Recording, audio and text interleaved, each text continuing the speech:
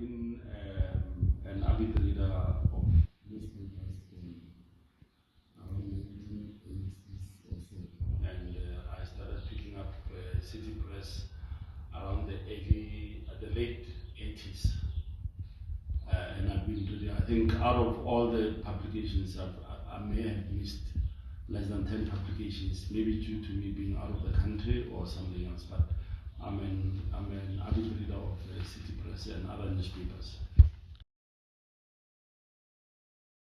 During the week I read around 4 papers a day, and the weekends I read about 6 papers, 6 newspapers.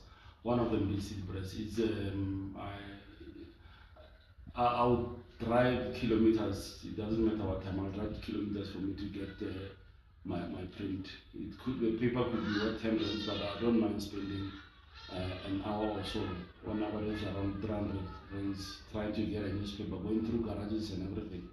And of late, for a year or two, I've realized that some of the garages where I normally, and cafes where I normally get newspapers, they don't have newspapers anymore, and that stresses me a lot. I am a person who believes in, touching a newspaper, getting ink on my hands, and if it's not there, I can tell you is withdrawal symptoms no other addict can have. I don't know what other addicts are having when they have withdrawal symptoms, but it stresses me, to the point of being medical. I think from my high school days, we used to get our parents, my parents used to work in what do you call good kitchening, and they would come with newspapers. Obviously, they brought them for other reasons other than us reading. But for me, I started picking up my reading around when I was getting into high school, around early 80s.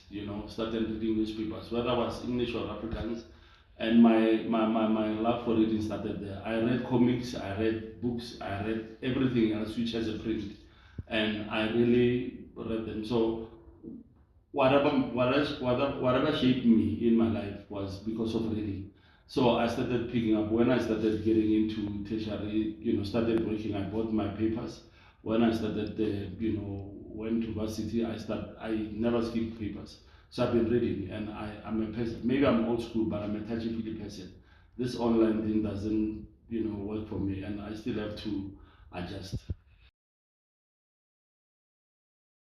I think I may lose. Yeah, it's not being only about the news. I think for me, having touching a paper is very therapeutic for me. Whenever I have my me time is always, my family knows and friends knows that my me time is always newspapers.